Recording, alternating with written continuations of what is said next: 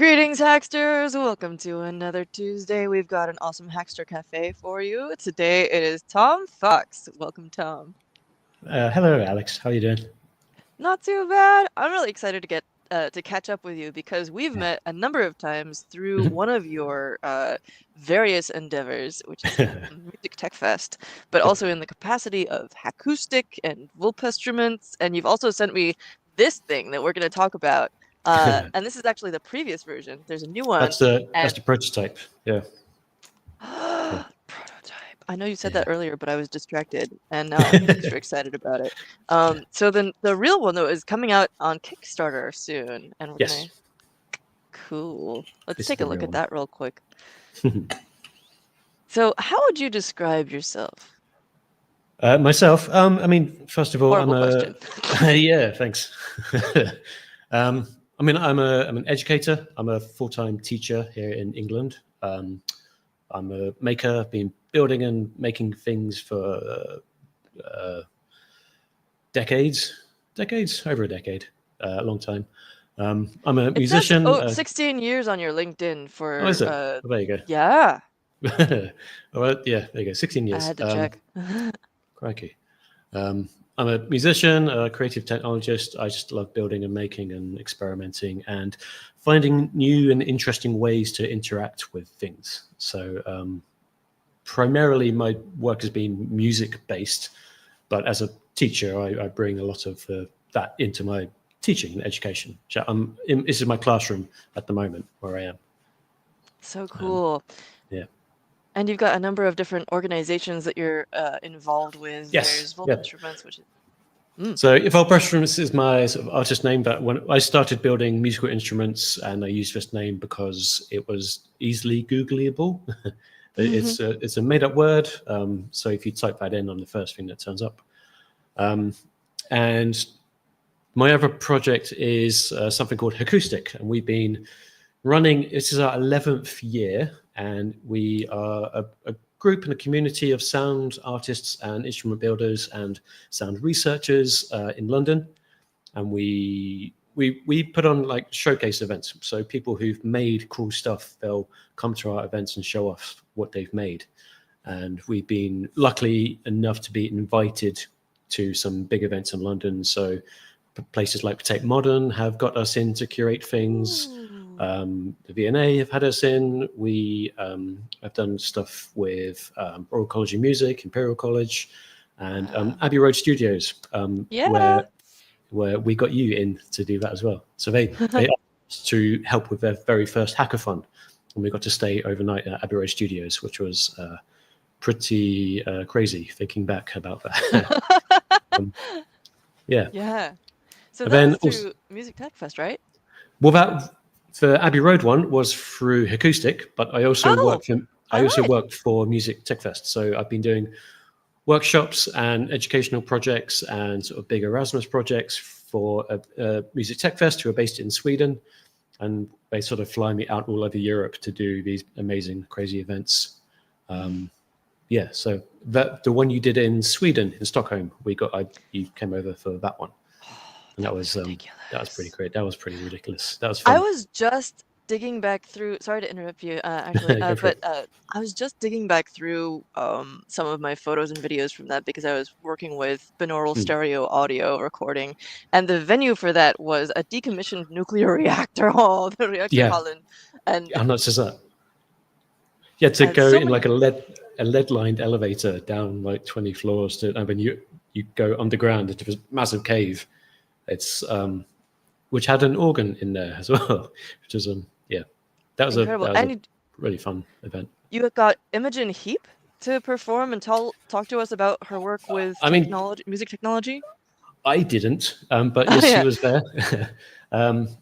She was. I mean, obviously, she's very into the music tech stuff, and our friends. The incredible Kelly Snook, who invented the gloves, we've done lots of stuff with her before, but she's done loads of acoustic stuff when she lived in London. And I think Imogen was doing lots of sort of blockchain stuff, which has recently been evolved into another amazing project called Oracles, I think it was. I was curious about that. Yeah, it's amazing. I'd love So to yeah, hear more about that. I get lots of incredible opportunities through these other organizations and things that I do to go off and do fun things with cool people like yourself. Yeah, one final thing, a huge takeaway for me from that Sweden Music Tech Fest was Mhm. this. I think this is featuring the Sister Moon project. Is that right? Where they Yeah, yeah, bounce audio. yeah. She was So like bouncing people's audio off the moon. yeah, that was again incredible. That was Martine Hmm. was doing that one, and she teamed up with a radio telescope called Dwingelo. It's been a few years since I've Right. remember Yes. it, and so they were live sending audio messages to the moon, and then it would bounce off the moon and come back, and it would be slightly distorted because it was bouncing off like the ravines. There it is, Dwingelo. Well done. It was bouncing off like the ravines and the surface of the moon. When it came back, it was like slightly crackly. And yeah, it was basically using the moon as an effects pedal, which is insane. I love the way of putting it. But Yeah. then recently, I don't know if you know about this, but Heinbach he then worked with the same telescope because he heard about it through My Panda Shall Fly through something else, and so he worked with those astro telescope people to basically make an effects plugin that mimics it. So you can do it yourself now through his like delay pedal. It's really cool. I have to admit though, real life moonbounce as effect pedal, kind of hard to top.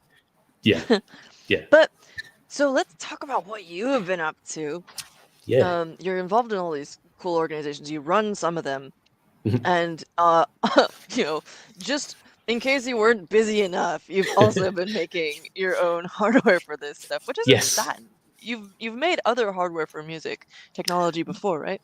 Yeah. I mean, I've used technology a lot when I've been playing with interaction. So I use Raspberry Pis a lot. I use Picos quite a lot. It depends on the project I'm working on. A really fun one I did a while back used the Raspberry Pi, and I wrote some Python code to live track Twitter data. This was back when you could get to the APIs of Twitter, and it would live stream every tweet going on, and it would look for the words hope and the words fear, and then it would compare like the frequency of those mentions. And so if Twitter was mentioning fear more often, it would then play some Tibetan singing bowls in a like descending tone. And then if the word was more hopeful, it would play the bowls in a more positive like melody. Is So that what that's this is over here? yeah, that's the one. So that was at Tate Modern. We did Wow. we did the Tate Late events. And so all of these piano hammers are controlled by that little box in the bottom, which is a Dada Machines automat. And that converts Ah. MIDI signals into voltages. So it's a really easy way to just prototype sort of physical things using MIDI.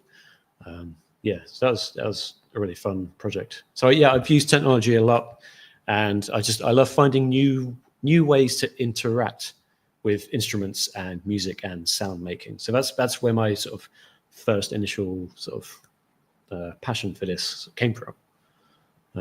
Pure Data Classic. Yeah, good old I love Pure Data. So tell us about this spoke Yeah, so device. it came about sort of by accident. During the pandemic, there was a commission came out, a call out for people to compose new music, and myself and one of my friends, Nick Murray, we pitched for this idea, and we got selected, and we composed some music together, and we enjoyed it so much that we decided to keep going. So we named it The Beating Birch, and we started developing this story and this world, kind of like a world building project. And part of that, I wanted to build. There you go.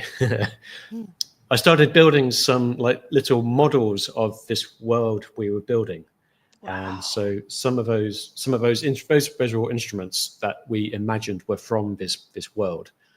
And so I started building these little models that used touch sensing, and then I found a way to use a Raspberry Pi Pico to become a really, really simple touch sensor. You only need 1 mega ohm resistor, and you can turn any of the GPIO into a capacitive touch sensor. It's ridiculous, really, really simple if you sort of know what you're doing. So I started doing that a lot, and then so many of them on here too. Yeah. So I made the first one I made this teeny tiny PCB. Wow. So there's 26 resistors, and they all go to one of these pins, and then one of these wires would go off to whatever you wanted to touch. So I started building a few of these using this PCB, and this ended up being so reliable and so easy and so effective. I thought this could be an actual product that could help people build things.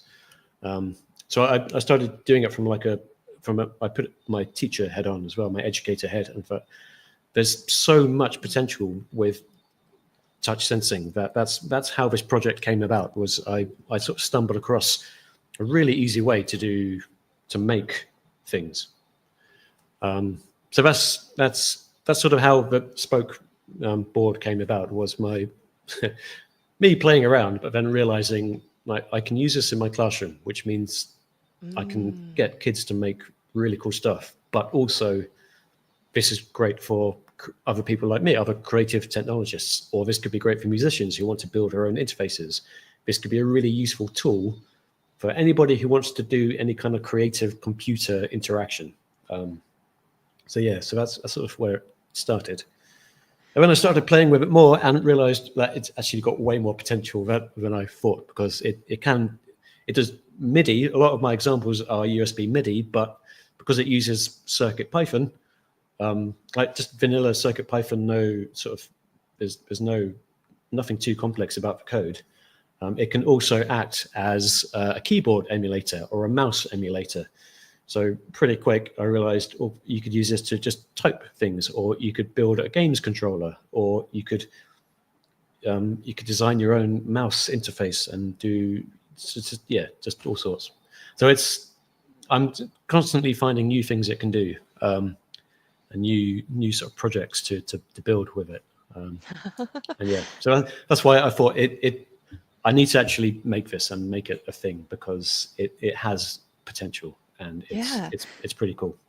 So one thing I noticed about this, of course, you've got the sort of bare conductive style electric paint over here. It's certainly reminiscent in some ways of the touch board from bare conductive, which is I think Pi based. And then there's this banana, which is very sort of makey reminiscent. I could be wrong about the bare conductive touch board, but just point being, there is some precedent here. I'd love to hear a bit about how this is different from those. Yeah, of course. So I mean, the bare conductive, it's great. It's got 12 sensors, and I used it a lot in other projects. And it's Arduino based and has the there we go. It's not that easy to code and edit. Like if you're trying to get them into the classroom, you need to teach a teacher how to code in C++ and also how to download Arduino libraries. Also, I think recently bare touch boards have been bare conductive. I think were bought out by OKDo, and they're not maintaining. I've heard they're not maintaining the libraries as much as bare conductive used to. So if you need to edit codes, you kind of need the legacy Arduino libraries to do it, and so it's becoming harder to actually use those. So I mean, they're great if you still have them, but these spoke. I mean, they've got 27 inputs, so it's more than double the amount of stuff you can add to it. But also with mine, so this is mine. I've put little LEDs on them, so you can. Yeah.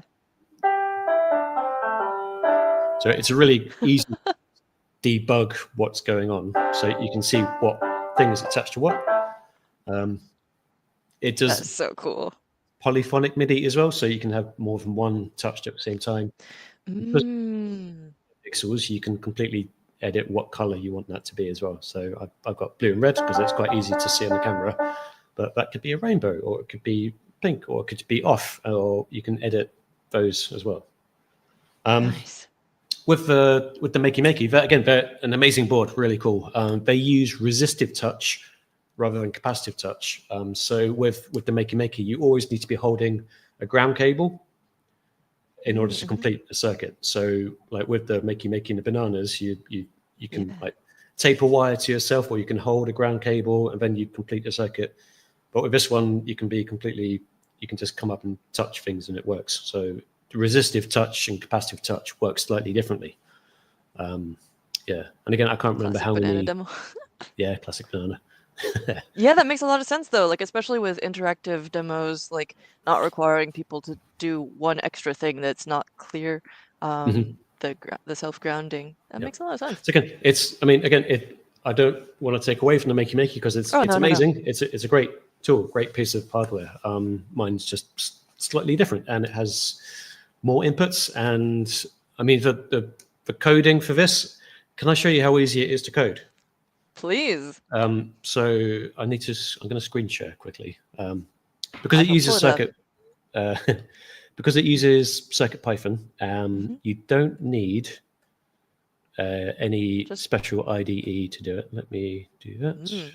And while you're pulling that up, in fact, you've already got it. But just everyone, there's a bunch of examples here on GitHub, which is linked in the description. Just scroll down and you can find a bunch of the links for today's chat, and I'll continue updating those later. Back to that as well.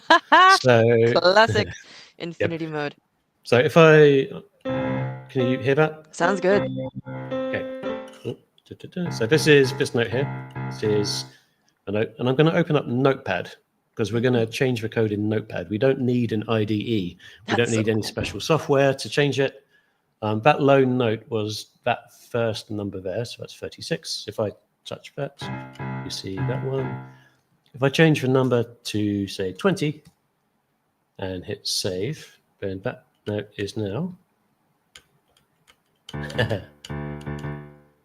Ooh, the audio has gone. Oh, I can hear it. I don't know if you can hear me anymore. So I can hear it. Change this and save it and go back. I wonder if Tom, I'm going to message you privately because I think you see the audio stopped? I can't hear you anymore. So I could hear you at that point. I think it might be on your end. 1 second. Alex. Folks in the chat. I know.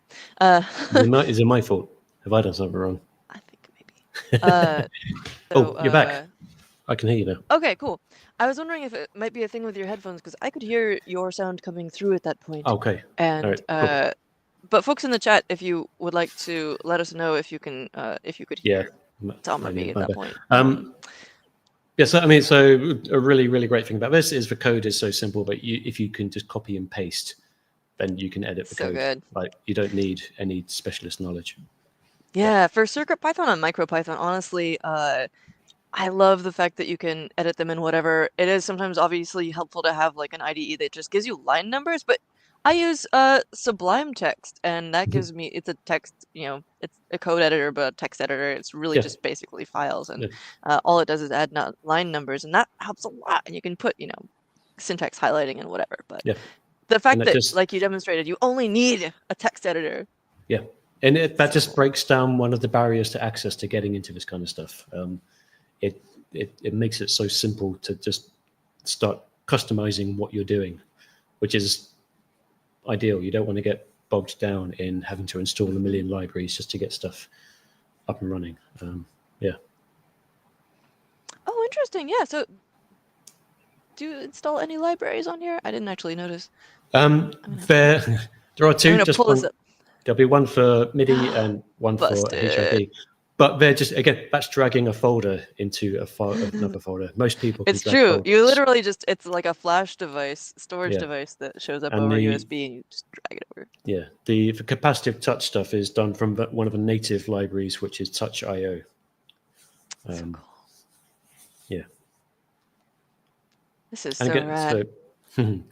and it means like it just makes it easy to play around with different controllers and different things that can be conductive. So I've got, one of the things I built was this bonsai tree, which is pretty fun. I love And if that. I can, should I I try and get actually it up? made a little touch sensitive. No, it wasn't touch sensitive. I made a little small tree device some years ago, but Hmm. you had to like connect these wire twisted insects to it. But yours Oh, looks cool. way cooler. Mine was like big and gangly, and yours is this beautifully shaped um, object. Let me try and pull that up again. Oh wait, I need to change my camera to do that. Ah, Do, do, yes. do, da, da, da. In the Framing. meantime, oh, you're so fast. Is that it? I don't have to Done this pull up any before, of my Alex. supplementary material. So this is my bonsai, and each of the branches is made from just an insulated piece of garden wire. And if I Ooh. touch one of the wires,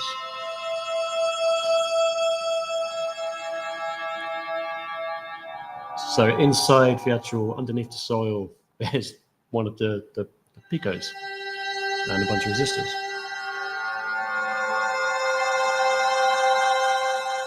Yeah. Mm, This is this is the second one I did. Weirdly enough, you mentioned her earlier, but Imogen Heap has got the first one of those. really? That's Yeah, so cool. yeah, yeah, Oh, what a beautiful device. yeah. It's Uh, fun. piece of art that also makes cool music. Ah, love it. Uh, so tell us a little bit more about the design of this spoke. So this is being the Yeah. prototype. I actually didn't even notice these. You said these were 1 mega ohm resistors? Yep. They're so I found tiny. I found like the smallest ones. They don't need to be that small. I You just said thought it would that, and be I was like, where nice are to. they? Yeah, yeah, Like, they're super tiny. Yeah, so with that one, it's using the Raspberry Pi Pico as obviously the main brains for it, and it's got 26 inputs on that one, and I've labeled all of them for the GPIO, and then there is just a reset button. That's really useful if you're doing rapid prototyping, because if you attach crocodile clips to objects and things, obviously you mess up the capacitive level. So oh, if you press right. that button, it's a really quick way of just resetting all the levels. It does Huh. it automatically on startup, so you don't. That's another cool thing about this. You don't need to go in and edit any of like the threshold levels and do all that. You can just press reset, and it sort of resets everything. And yours, I mean, yours is great, but the newer version, I was doing some research about the Pico and the chip itself, so the RP 2040, Mm-hmm. and it's actually got 40 GPIO on that chip, but they're not all being used on the Pico, or they're being used for other things. Right. So I thought if I managed to sort of redesign it to go straight from the chip rather than the Pico, I could get more stuff on the board. So just those four extra pins allowed me one more touch sensor, one pin to control all the lights. So all the NeoPixels are just on one chain on one of the things. And Right. then I had two left, and I thought it would be just really useful to get a like a I2C connector. Mm-hmm. I'm going to change the size of it. I want it to be sort of the Stemma QT size, Mm-hmm. so it's compatible with all that stuff. And Smart this, and quick and stimmy QT. yeah, that one. So this makes it really, really easy to either chain boards together, so that instead of 27, you can get 54 touch sensors, or this can also go to any I2C device, and it can then control. I had a little OLED screen running off of this, so it would, when you touch the note, it would show you what note you're Oh, playing. It could also, because I put it on the same pins that have the ADC stuff, I put a light sensor into the connector, so I could then control the MIDI using light levels. Yeah, so just these little connectors just gives you like even more possibility. One fun, one slightly stupid so thing many of that these. I had to do. Um, Oh, let me put one it back up. one of the pins on the RP 2040 is normally used for like voltage monitoring and regulation, but I didn't want it to do that. I made it another touch sensor. In the code, when you do the setup and you list like board GP1, GP2, GP3, it goes all the way through, and at the end it's board. It's not in those examples. Okay. But in the newer version, the Right. very last one is GP voltage monitor. But that still works as a touch sensor. That's awesome. Which I'm probably going to get a lot of people saying, "Oh, you shouldn't do that. That's really bad." But it works, so it's fine. I love that. Just for people to see, there's so many different STEMU-QT Oh yeah, breakout devices, and this is without looking at the SparkFun Quick series, which is largely compatible. Yeah. Ludicrous. So I mean, yeah, I wanted a way to also keep it open so that you could still hack into it. You could still do all sorts of really fun, crazy projects, and still have the power of the board, the chip.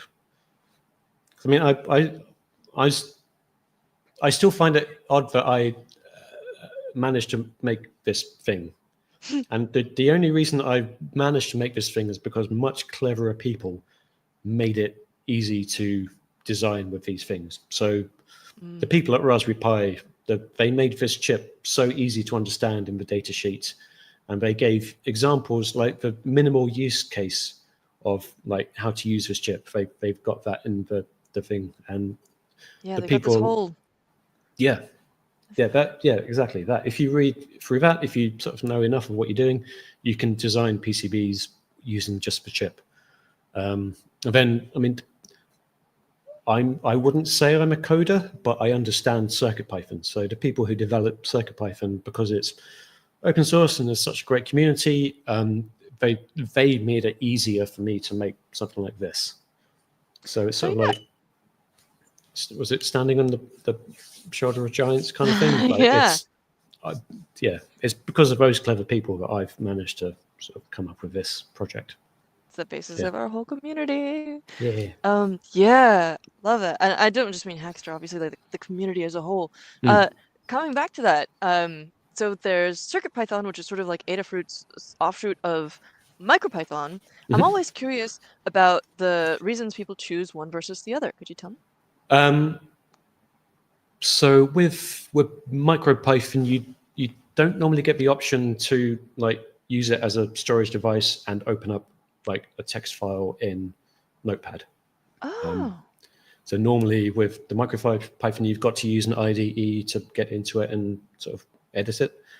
And I found that a little bit more limiting with just making really quick changes.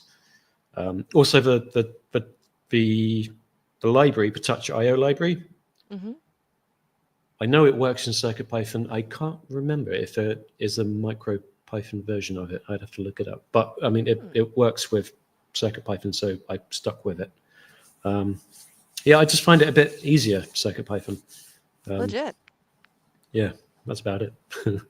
Nice. So what are all the different examples we've got here? We've got a bunch of MIDI USB stuff. We've got Minecraft HID controls. Yeah. So I've mapped. There was a time in my life. So I've mapped certain things to like the main things in Minecraft. That's so cool. Sort of forwards, backwards, attack, jump, etc. It can also, I mean, because it also can act as a mouse emulator, you can use it to look left and right, and you can edit like how quickly you look left and right. There's some stuff up the top. So the keyboard phrases example. So if you're on the left up at the top where it says phrases, you can use it so that when you touch a pin, it will type a word. Oh, cool. So I mean, that's just an example, but you could do like generative poetry or something, and you can make a controller and touch random things to generate random poetry. With the MIDI stuff, it does obviously the notes, but you can also, I kind of got one doing like pressure sensing kind of by mistake the other day. So I mapped that to velocity so that you could actually get more dynamic range rather than just on off. You could have like the whole sort of if you're musical and you know what MIDI velocity is, then yeah, it adds a whole level of fun layers. But it can also do like CC control, so you can map it to volume or map it to filters and EQs and stuff like that. So it's a universal USB MIDI device. So you can do just about anything a MIDI controller could do. This makes me think of multiple different applications. Obviously, there's like assistive devices, like SIP puff devices and whatever you could use. I'm curious about your experiences with that. Also, I love this trend that people. Well, I don't know if it's this genre of project people do where they give their pets buttons to hit that let them communicate with humans. And now I'm wondering, would a dog's or cat's paw? I think dogs are a lot more trainable for this, but would a dog's paw like? You'd have to separate them, but like. Yeah, probably. Cheaper than buying a ton of buttons, maybe. Have a map. I've got a dog. He's quite a big dog. I'll have to test it on him. That'd be so cool. I'm so curious.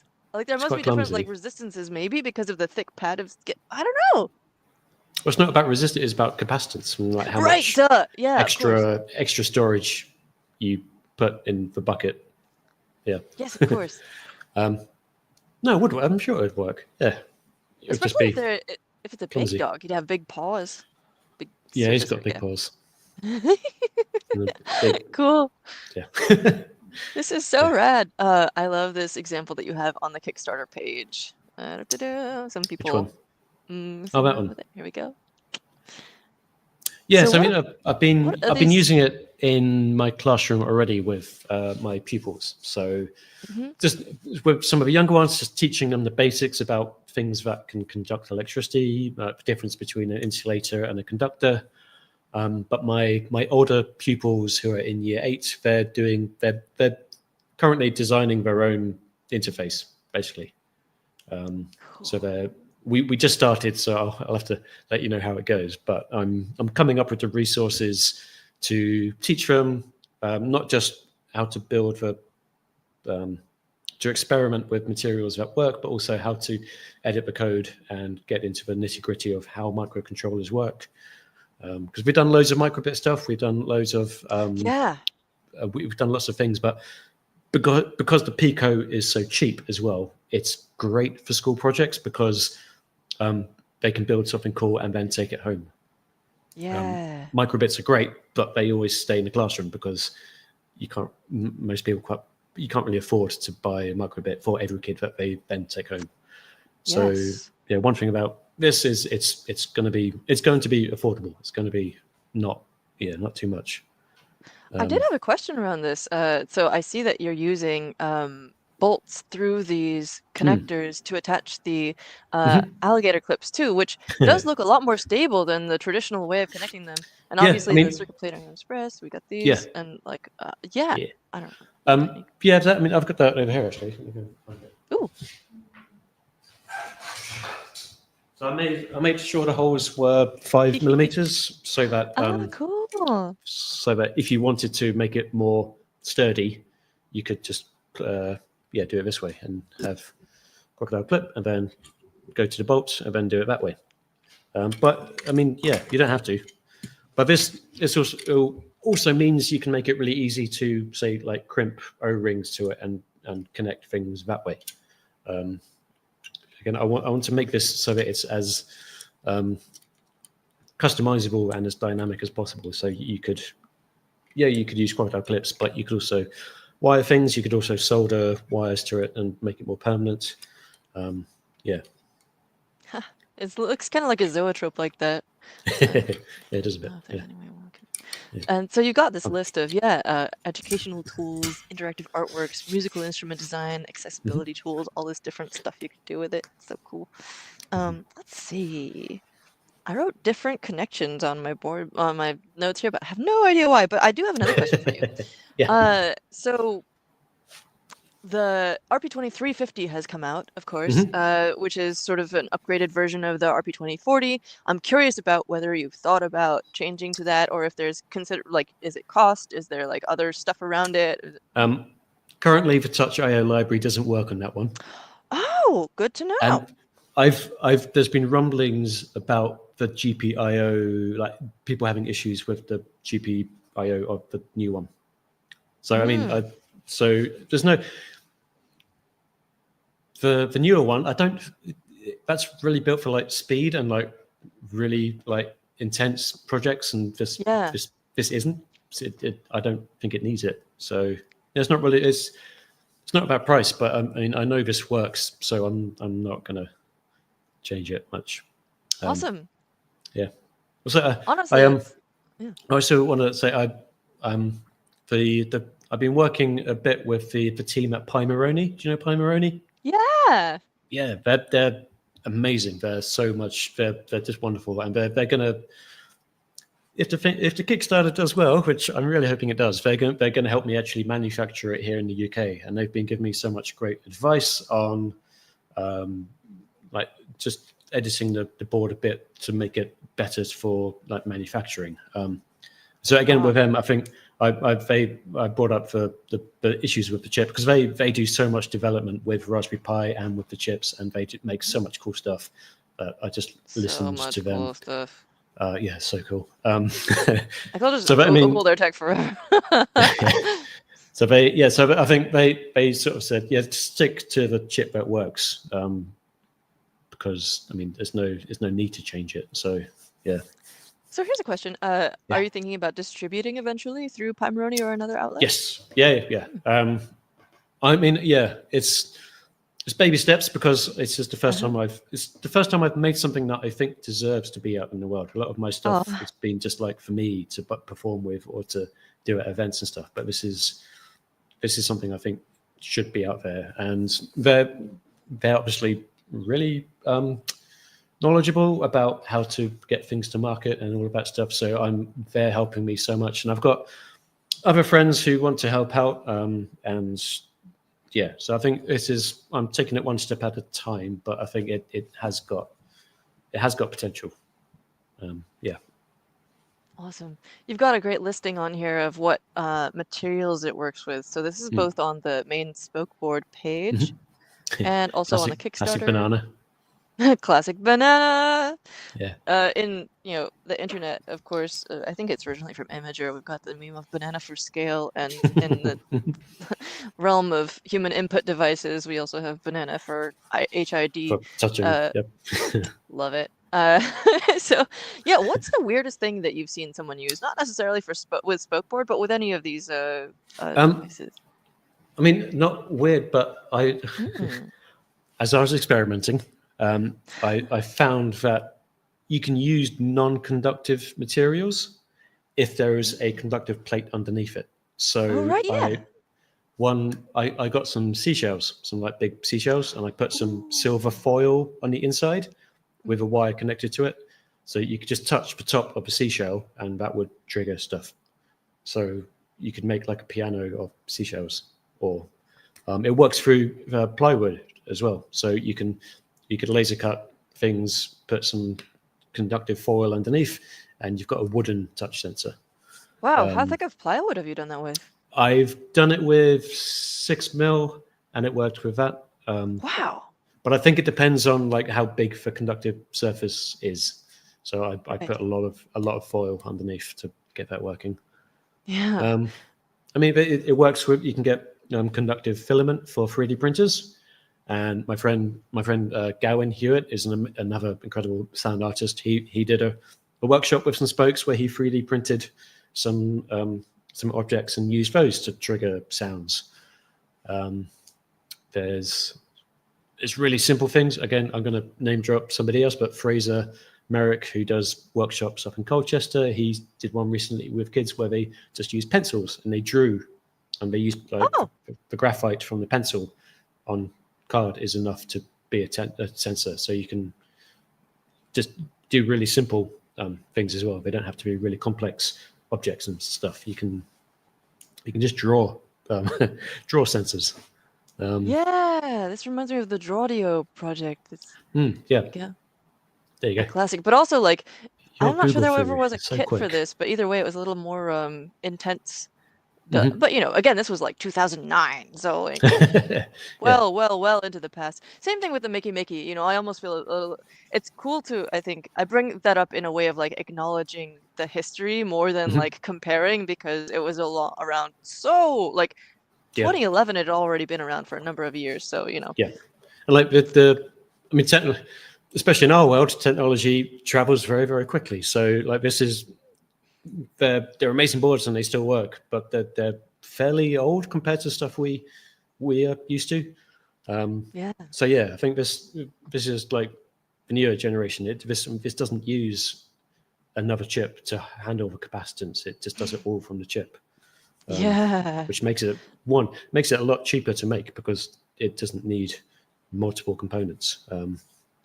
So yeah, brings the cost down a lot as well. Yeah. On Um, the theme of touch sensors, I just gotta mention that like this is one of the things that I loved doing oh at yeah, one of the yeah, this was at Abbey Road. This was your yeah. oh my gosh, Hackstock. I gotta keep them straight in my head. So this was your Hackstock event with Abbey Road, which was incredible, just like an amazing experience. And I had to give you a shout out in this one because you're the one who like Oh yeah, organized with Bare good Conductive. man. Like you had this amazing set of hardware in the middle of the room, and one of those things was you gave me a Bare Conductive touch board. Yeah, Which, speaking of touch sensors, it was just really fun breaking this out into a hat, yeah. and you can see You what made they a can do with it. yeah, you made an awesome hat that play stuff. And you used Like, the chirp thing was amazing as well. oh, that was so I cool. still like R.I.P. I think I understand how it worked, but yeah, that was great. Yeah. You know, this is one of those things where, getting a little off topic here, unfortunately, but, you know, they got acquired by Sonos, an incredible, camera isn't working. There we go. Um, they were this incredible protocol for data over sound. So if folks Mm. haven't heard of this, they basically made you would code in like what you wanted it to do or say or transmit to another machine to machine communication, and it would translate that into their own audio protocol that sounded like R2D2 noises. So you'd program the one device to like send out these custom phrases in Mhm. R2D2 language, and then purely over audio, the other device would receive that and translate it into whatever, like respond to it over code or whatever. And they got acquired by Sonos years ago. Like I think they like Sonos did a bunch of acquisitions that were Mm. I was like, no. Yeah. Like I'm sure it helped them with what they were doing, but like why? I'd They love to used see to someone make that again. they used to do that with old computers here in the UK. Like they would like really old reel to reel like type machine computers. They would at the end of a TV show, they're like, oh, if you want to play this game, record this audio, and then they'd play like a small snippet of audio which you had to record and then like put into your computer. Yeah, Wow, yeah. I have to look that up. I can't remember how that worked, but yeah, that just reminded me of that. Sounds really cool. You've got this beautiful other piece on your website, proximity arm. Yeah. Okay. So there's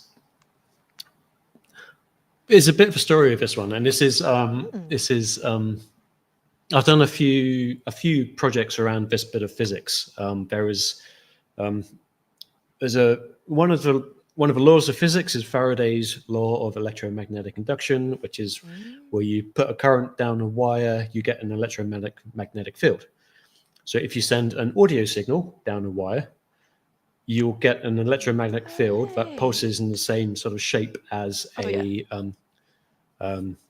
it's not a great video. I wouldn't bother. Well, which is Um, how you get diaphragms to vibrate on speakers, right? yes, but Yeah. if you put a guitar pickup near a wire that's not insulated and is carrying an audio signal, you can pick up that signal through the Huh. pickup. So you can. I did this thing at the Tape Modern. Don't play that video. It's not very good. Okay, I shan't It's fine. then. Um, I did a big thing at the Tate Modern the first time around. We had like a huge net of wires going all over the place, and they all had different tape loops going through them, and people would like put the wire near it and play different sounds. So it was like a way of I call it audio induction. So you can create sort of these invisible sound fields, and you can pick it up. Go pick up. So that was another project I was working on recently. that I was going to turn into a thing, but then this took over because this is way cooler. Yeah. That is so cool. Well, it's still Yeah. this project is so eye-catching and beautiful. Yeah, I mean, yeah, any kind of I wanna dig sacred into this geometry more. stuff always looks cool. Oh yeah. So are you still doing a podcast at all? I know that my own website is I a don't. million So years that out of was date. so Andrew Dubber, who is one of the heads of MTF, he does the podcast, Aha. and that's the link. He doesn't do it. Okay, I've I got can't to check remember that last time he did it, but that was him interviewing me and Tim. So Tim Yates is the other guy I run Acoustic with. Uh-huh. So yeah, I don't do. That was him talking to. I was interviewed for that podcast rather than. I don't do podcasts. I'm not that organized. I'm not like you. Fair. Yeah. I'm really excited to get some more people in here for 2025, and it's such a joy having you on here. Let's see. So do you have any other demos that you were gonna show? I know that you've already shown us a lot. You've shown us like a spoke I've demo, got like live. You've also got your browser demo you showed us, but yeah. I mean, do you have I've got other interfaces that I built using the spoke stuff. So I've got Yes. a bunch of. So I'll show you one of the first things I did, which was this one. So gorgeous. So this is like this is from the Beating Birch world, and it's a model of Yeah. a temple, but hidden in the temple, like these are all touch sensors. So this is a musical instrument where you touch different parts and you play music and like the top part and all of this. So this is one of the early ones I built, and the wiring is pretty hideous. It's like that. So that's like the insides. So I mean, it's contained. yeah. That's better than a lot of projects do. Is that vacuum formed? Is this made from some kind of like vacuum formed packaging? So the packaging, it is packaging, but this is from a PlayStation controller. So, Ah. I love so that. it was built around that sort of that shape. So there's a guy on YouTube called Studson Studios who just amazing like terrain building and like he did a whole series of like Studio Ghibli builds, and they're just No like way. gorgeous. They're amazing. So I sort of got inspired by him to make stuff like this, but then I'm gonna have to added the electronics. steal that link from you at some point. Oh yeah, cool. And then like this is a really nice smooth one. So these are like brass thumbtacks. We call them drawing pins here in the UK, and they're just connected with like electrical block. So this is like a really, really nice smooth. These work amazing as touch sensors, and they're so smooth and like, so that's quite a nice little one. I've also used experimenting. drawing pins, thumbtacks interfaces. So, they're so good. You can just so wrap nice. a wire They're on the so- bottom if you're Yeah, they're so smooth. lazy, or make them pretty like that. Yep. I've been playing as well with copper leaf, which is a lot cheaper than gold leaf. So this is a model I stole from a guy called Miscast who does like model building. So I covered it in copper leaf, and this works really well as a touch sensor. So I want to make like 27 of these and make a really big demonic keyboard type thing. Demonic keyboard. Yeah. Oh, I love that. Oh, I should show you another thing. So it took me a while to figure out how to do this, but I got this. So this is a PCB that I made. Woo! All hassle coded.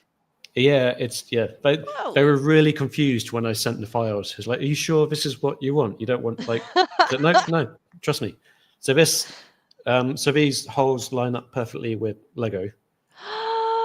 Cool. So you can build. So this is just another way to make really quick prototypes. So then that is now a touch sensor. You could build like a keyboard out of Lego or whatever. And yeah. Is 5mm like the spoke board hole size? Is that Lego compatible or no? Could you put like a little one? It is. Oh, by complete chance, let me show you this. So this is Lego Technic. Been using this quite a lot, and by complete chance, completely on purpose, they line up perfectly with the holes on the side. So the Lego Technic it fits. And also the diameter happens to be oh man exactly, and that was obviously definitely on purpose. Definitely. You know, Oh yeah, and the look at that. Arduino Perfect. Alvik robot kit has also got Lego Technic Cool. connectors on there, so you could Yep. have like some cool Perfect. roving weird synthesizer bot with like, oh man, Yeah. So yeah, I was quite happy when I discovered that. that is so cool. Yeah. Are you familiar with Brown Dog Gadgets? They have this thing Yeah. called Yeah. Maker Tape. Yep. Yeah. Yep. Uh, They do awesome stuff. They do loads of Lego compatible things too, and yeah, mhm. they're awesome. They do. uh, They've got loads of microbit stuff that I've been sort of eyeing up ooh, as well, because I use microbit a lot in my lessons as well, because they're so. I mean, the coding platform is so great for kids. it's really good. The like So yeah. Blockly type thing. This Maker Tape, I have to say, is a really good way of connecting. You can expand like touch points with it. Mhm. You may have already worked with this, Is it but it's like, is it different to like the thin copper tape? yes. So Okay. two different ways. It's a lot more Teach me. resilient. It's made of nylon, so it's Ooh. Okay. really difficult to tear, to destroy. So when you're Nice. like doing these Cool. tight Lego connections, it makes Yep. a big difference there. It's also Z conductive, Z-axis conductive. So some copper Oh, tape wow. has conductive adhesive, others Others don't. don't. Some Yep. plural. How do you do it? And then, but this Maker Tape absolutely does. So it's got a couple of cool things on there. Awesome. Yeah. Oh, you've made so many beautiful I will. things. I will have to look into that because that sounds perfect. Oh, here's another one. Wait a minute. So work in progress. Ooh. So these are just copper rods and some bent laminated wood, and it's kind of like a harp, and you can play it like a harp. But That's obviously, the gorgeous. connections, I'll probably hide the connections. I don't know. It looks, yeah, I might. I don't know. I But I think it's mean, this beautiful. is, It's kind of Art yeah, Deco. yeah, a little bit. So this is, I mean, another sort of prototype just to show the pupils that I teach, like what kind of things you could build. Again, Wow. quite fun to play. You know, one thing I love about it's wonderful talking to people who both make technology and make the tools to make that technology, and the artistry Mm. that you approach both with is just like shines through in this device. Oh, So thanks. wonderful. Yeah. Oh yeah, compatible more. It's such a good idea. It's so Yeah. cool that that this works out that way, and also of course being really easy to work with 5mm bolts like you talked about and stuff like that. Mhm. Oh, um, who inspires you? You're a huge like just looking at this stuff is Ah, making me like in my brain. And I'm like, I want to go like mess with some inspires me. stuff now. And yeah, I mean, who I do you? mean, just everyone. You, Oh, Jay. I love him. I love his work. I love yeah. his stuff is incredible. Um, uh, Even like my daughter inspires me. The crazy ideas Oh, she comes up with. My pupils. I mean, they kids have got such great imaginations that they come up with stuff that you wouldn't even dream of coming up with, and you think, oh, I'm going to nick that. That's good. Um, um, yeah, I mean, there's so many just great creators out there that it's kind of hard to name drop. I mean, people I work with as well through Acoustic, like people I've already mentioned, like Nick and Fraser and Gowan and Tim and Tim Palm, who is an incredible musician in Sweden. I'm doing a little project with. He's a huge inspiration. Yeah, I don't know, nice. bit of a loaded question because now I'm going to forget somebody. No, yeah. Well, you gave me a ton of people, but there's I mean, clearly like I so your companion bot work. I've been trying to get that into the lesson and the classroom as well, and I've been tinkering with like a companion bot that will sit on my shoulder and help me in yeah. lessons. And I remember you were I talking made about that a while progress. ago. Yeah, I made progress, You but know, then yeah, I forgot. you sent me hardware. I don't think I've ever given you a companion core. I should send you some hardware. Yes, So like, please. yeah, I've been kind of out of commission for a couple of years, but I'm finally like building stuff again. This is like a random thing. David Groom and I were messing around with the M5 Hmm. dial, but less tactile. And but I have made a couple of PCBs for companion bots, and I would love to like just chat about that, send you some hardware. Awesome. Yes, So please. we are absolutely. Ooh, we got a question. Love Ooh, that. Are these like MIDI controllers, or are they incorporated sound out from the board? good question. They are MIDI controllers, so they're MIDI USB. So they control computer interfaces and do with that. But one of my ideas for progressions and updates and how to make it even better is to develop some things that can attach to it with the connectors. So these connectors here give me options to go a bit further. So I want to make some onboard sound devices that you could like clip on top and bolt together, and then you could have touch and sound on the same device. So it's, yeah, at the moment they're just MIDI controllers or keyboard controllers or mouse controllers, or I mean any other like Adafruit library that you want. But yeah, one of my goals and plans is to develop it further. Because I'd love to have it all in one thing, but make it modular so that you don't have to buy everything all at once. So one great thing about the Bear Conductive board was that it had an MP3 player, SD card, and headphone jack, and amplifier, and all that stuff, and that's great. But it adds to the cost, especially if you're not going to be using those functions.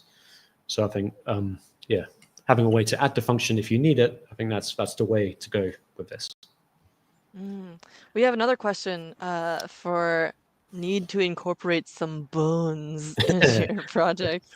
Cool. Very rich area for exploration. I have to point out real quick, Emily Velasco does some really cool stuff with this. Yes, she does. I follow her a lot as well. Skull Her stuff is awesome.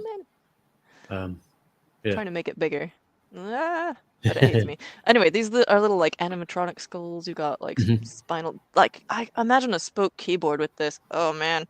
But the work that you're doing, I'm guessing this comment was in response to your using, copper leaf with your I could be wrong, but like that's immediately, the connection that I make. I've done a little bit with like gold leaf and just double-sided sticky tape. You get really cool, like nice clean lines of leaf with double-sided sticky tape, like just Scotch tape. That's a good idea, right? You just put it. It's so easy. I mean, yeah, gold and copper leaf they're a bit of a pain to work with because they're so messy, and like if you put it on when glue isn't tacky enough, it just like crumbles and doesn't. Yeah, and it wrinkles up and stuff. I'm stealing that. Yeah, please do. Thank you. I should write a post about it at some point, just because that's something that I did a long time ago and never really but it's such a useful thing. I'd love to hear more about your various techniques. You've got a ton of different ones that you've shown us today, and I feel like I should start wrapping up here because we are coming to the end of our time. But where can people follow you for more about your ongoing projects and like see more of what you're getting up to with this stuff? I mean, so Instagram is like a big thing. I'm on Blue Sky. I'm on Mastodon.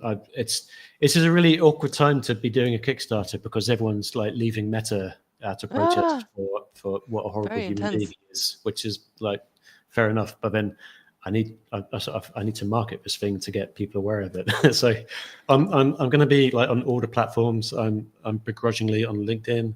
I'm probably still on MySpace. I'm not sure. Wow.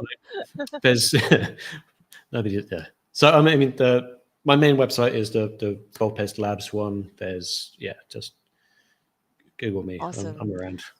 Yeah, and we'll put the rest of those links in the description here. There is already there are already a few of these there. We've got this official page for the spoke board if you want to dig into that. There's a resources page. And there's also, if you go to the DIY page, I was just going there. It caught my eye. That explains how to make your own with a Pico. Wow. So that you don't. If you know how to do this stuff, it's easy. So if you know how to solder, if you know how to if you know how to code and all that stuff, this is how you do it. So it's please do. And then all the code should still work if you make your own version. So my boards, like they make it easier to build stuff, but if you already know how, I mean, it's open source information. It's all there ready for you. So I'm just sort of compiling it. I love how it's almost like more open source than most open source stuff, because you're not just sharing, like, rather than just putting the board files up, you're like, this is how you like actually put it together. So we've got this Kickstarter, we've got the GitHub with all those examples, which is also linked from that spoke board page. Your Instagrams, various things. I believe the CTO listed as the CTO there. So but I'm doing some PCB development stuff for an MTF project as well. So that's in the works. We've got some cool stuff coming there as well. I'll let you know later. Ooh. Cannot wait to see, Yeah. because they have beautiful design for all their different stuff. So Yeah. everyone go check out Hackster. I forgot to pull that one up, but I'll put it in the description. I'll also put your Mastodon and Blue Sky in the description too, and then a I've got couple of the other things that we looked at. Yeah. I've got like a list of like 20 links of all the the projects. So yeah, I'll send you them. It's okay. Sweet. Oh yeah, I'll drop that into. Oh, you might have already sent me that, and I forgot to put it in the thing. But no, worry not, folks. They will all end up there. Oh yeah, one final question. Oh Will yeah. it come with a Pico pre-built, or will people choose which Pico they want to add to it? Ah yes, we did cover this, but it's worth reiterating. Yeah, cool. It's one of the interesting Fine. parts. So I mean, the main board itself doesn't have a Pico, so it comes just with the chip.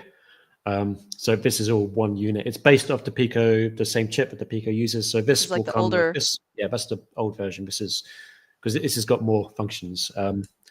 But if you were to get the mini, which is basically just the PCB, that will come with a Pico and resistors, and I might even do it as a like DIY kit where you solder your own stuff. So yeah. Oh, cool. So that'll be an option. You'll be able to get that the big spoke board as well as.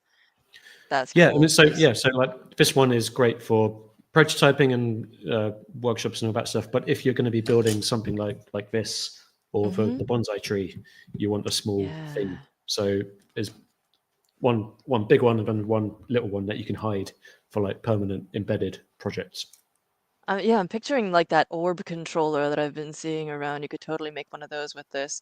And I'm assuming that those rewards will become visible on the Kickstarter page once it Yeah, is live. this is the pre-launch page, and then once it goes live, probably early February, that's when all the rest of it will be there. I mean, I'm gonna log in later and smash that notify button. Can I just put my email in here now? I'm impatient. Ugh. you got to log in. Curses Yeah. defeated by technology. Anyway, thank you so much for Thank you so joining much for us. having me, Alex. Ah, It's been a pleasure. I wish you only the best with your Kickstarter. Drop Thank me you. any links and I'm happy to boost. This is such a beautiful board. It's the combination of like functionality and beauty and open source and like education oriented and music. Like there's so many different things that I love about this. And thank you so much for sending it to me. I'm absolutely going to send you some companion bot bits. Awesome. Can't wait. Maybe in 6 months. Like I'm trying. We'll get there. But thank you. What a pleasure.